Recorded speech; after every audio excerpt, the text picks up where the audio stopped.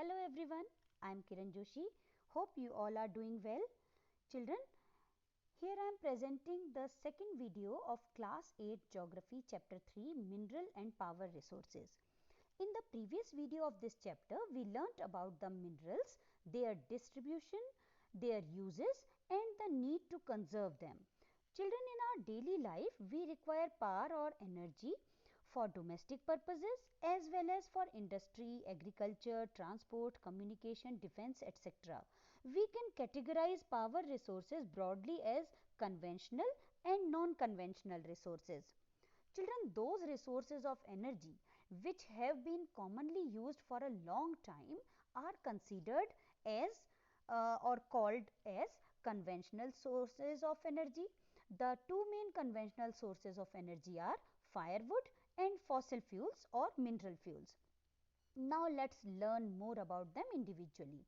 First, the firewood. Children, firewood is used mainly for cooking and heating.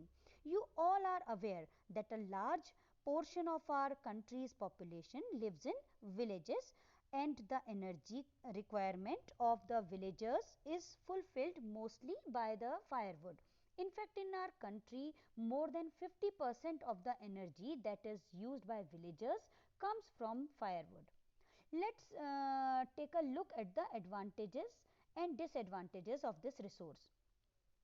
The advantages are firewood is easily accessible and it provides energy to a large number of people, and its disadvantages are that collection of firewood consumes a lot of time. Firewood causes pollution and promotes greenhouse effect. Moreover, the use of firewood promotes deforestation. Another conventional source of energy is coal. Coal is one of the most important minerals. The main use of coal is to generate thermal power or thermal electricity. Coal is also used as a domestic fuel. It is used in industries like iron and steel industry and in steam engines. The coal which we use today was formed millions of years ago when huge ferns and swamps were buried under the layers of the earth. This is the reason that coal is also called buried sunshine. The leading coal producers of the world are China, USA, Germany, Russia, South Africa and France. And in India, coal is found in Jharkhand, West Bengal, Odisha, Chhattisgarh, Telangana, Maharashtra, Tamil Nadu, and main coal producing areas are Raniganj, Jharia, Dhanbad and Bokaro in Jharkhand. Now let's see the advantages and disadvantages of coal. So first, it is largely available and widely used to generate electricity. If we say the disadvantages, then this source causes pollution and is very bulky to transport. Another conventional resource is petroleum. Children, petroleum word is derived from Latin words. Petro means rock and oleum means oil. So, petroleum means rock oil. It is a thick black liquid. It is found as crude oil between the layers of sedimentary rocks. It is drilled from onshore and offshore oil fields. The crude oil is sent to refineries where it is processed and a variety of products and byproducts such as diesel, petrol, kerosene, wax, petroleum jelly, lubricants and plastics are produced. It is also called black gold and liquid gold as it is highly valuable. The world leading producers of petroleum are Iran, Iraq, Saudi Arabia, Qatar, USA, Russia, Venezuela and Algeria. In India, petroleum is drilled from the oil fields at Digboi in Assam, Bombay High in Mumbai and the deltas of Krishna and Godavari rivers. Before moving to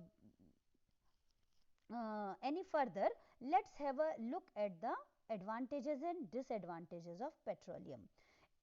So, the advantages are that its transportation is easier through tankers and it is the basis of petrochemical industry.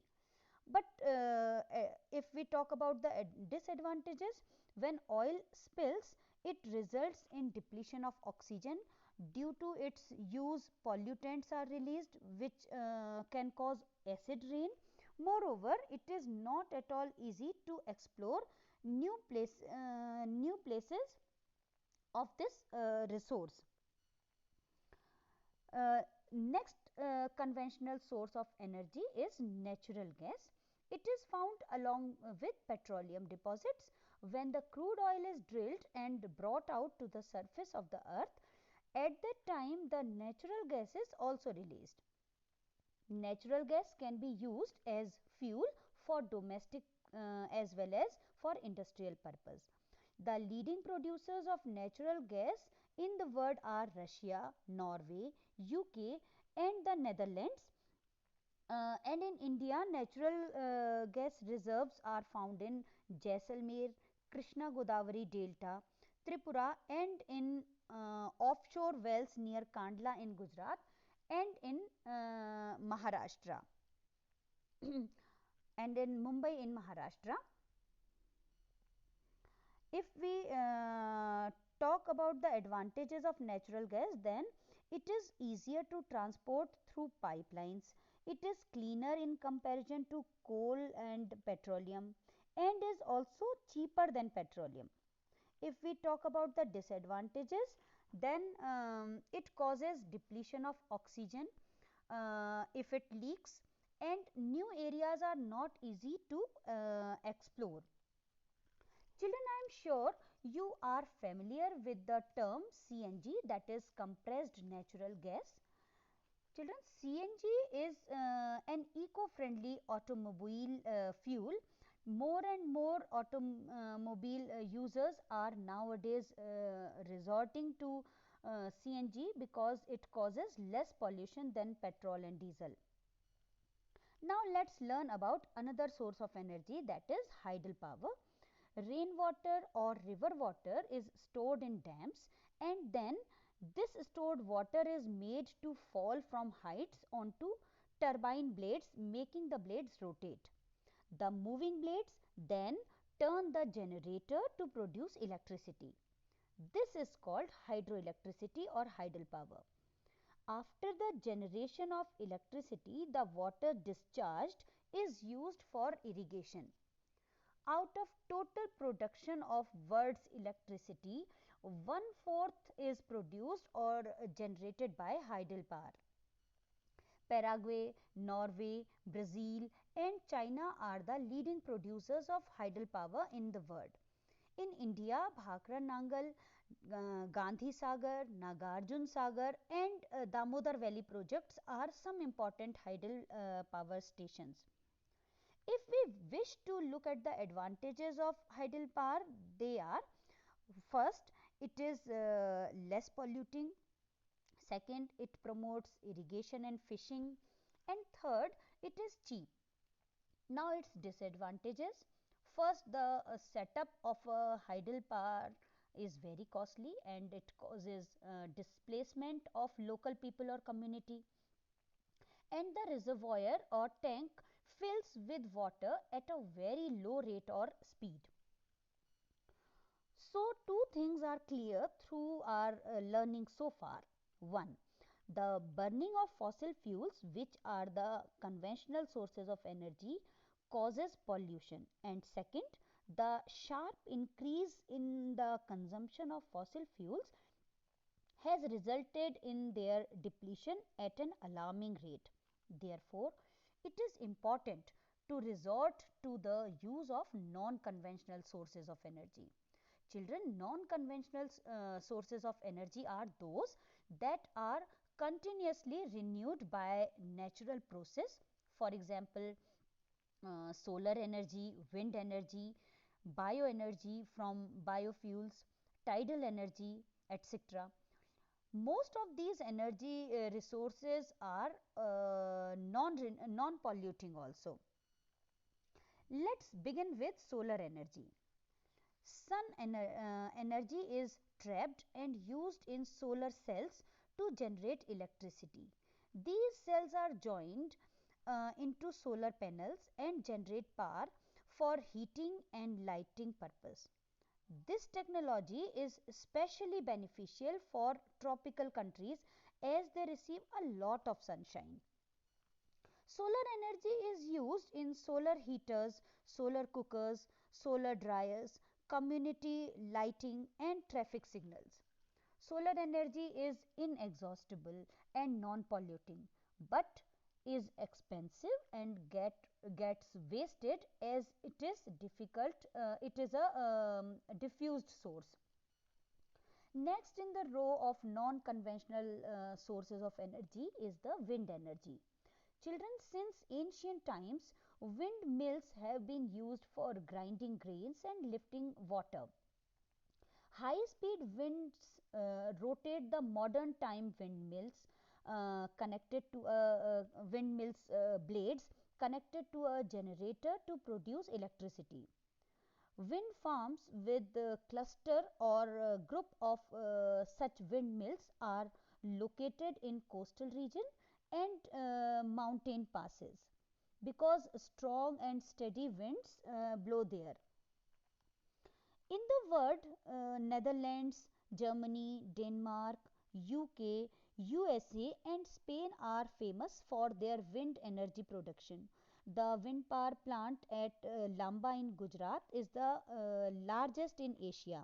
Besides, Tamil Nadu also produces wind energy to meet a big share of its energy requirements. The advantages of wind energy are it is non polluting. Um, Once the mills are set up, the production cost of energy is quite low, and this energy is safe and clean. The disadvantages of wind energy are the windmills cause noise pollution, its setup is quite costly, and in the areas where they are set up, the reception of radio and TV gets disturbed. Another is that it is harmful for birds. Another non conventional source of energy is nuclear energy. Naturally occurring radioactive nuclear minerals such as uranium and thorium are the source for nuclear power. These fuels undergo nuclear fission in nuclear reactors and emit energy. USA and Europe are the leading producers of nuclear energy. In India, large deposits of uranium are found in Rajasthan and Jharkhand, and large quantity of thorium is found in the monazite sands of Kerala. Nuclear power stations in India are located at Kalapakkam in Tamil Nadu, Tarapur in Maharashtra, Rana Pratap Sagar near Kota in Rajasthan, Narora in Uttar Pradesh, and Kega in Karnataka. Nuclear energy emits a large amount of energy, but it is expensive and generates a lot of radioactive waste. Next non conventional source of energy is geothermal energy, which is the heat energy obtained from the earth. The hot water that gushes out through natural geysers or geothermal springs or hot springs is used to produce thermal power. Geothermal energy has been used for cooking, heating, washing, and bathing for a quite long time. USA has the world's largest geothermal power plant. Other leading producers of geothermal energy are New Zealand, Iceland, Philippines, and Central America. In India, the geothermal plants are located at Manikaran in Himachal Pradesh and Puga Valley in Ladakh. Among the advantages of this energy are that it is clean and eco-friendly and is always available. But as the geothermal plants are located far away from cities, the electricity generated um, becomes costly to transport. Next in the row of non-conventional sources of energy is the tidal energy, which is generated from tides. Tidal energy is harnessed or obtained by building dams at narrow opening along the tidal belts of a sea. At the time of high tide, the energy of the tides is used to turn the turbines installed in the dam to generate electricity. Russia, France, and the Gulf of Kutch in India have large tidal mill farms. Tidal energy is non polluting and inexhaustible. Its disadvantages are that it destroys wildlife habitat and is quite difficult to harness. Another source of non conventional energy is biogas. Biogas is energy generated from dead and decayed organic matter such as dead plant and animal material, animal dung, and kitchen waste. In biogas digesters, organic waste is decomposed by bacteria to emit biogas. This biogas is a mixture of methane and carbon dioxide. Children, it is an excellent fuel for cooking, uh, domestic lighting in rural areas, and for producing organic manure. It is low in cost, easy to operate, and makes good use of organic waste. Its demerits or disadvantages, if we say, is that it causes greenhouse effect. I hope through this explanation you must have understood that the energy is everywhere, but to harness this energy is difficult and costly. Therefore, it is the duty and responsibility of each and everyone to make efforts that the energy is not wasted, as it is rightly said that energy saving is energy generating. With this note, I wind up this chapter. Now try to answer the following questions. How are power resources classified? Give an example of each. Compare the relative advantages and disadvantages of both types of energy. Second question, define hydroelectricity. What is its advantages and disadvantages? Sorry, what are its advantages and disadvantages? Third question, what is tidal energy? Fourth question, write a short note on biogas. Children, if you like this video and found it helpful, and if you wish to watch more of such content, please do consider subscribing to the channel, and if you have any queries or any comments, please post them in the comment section below. Thank you.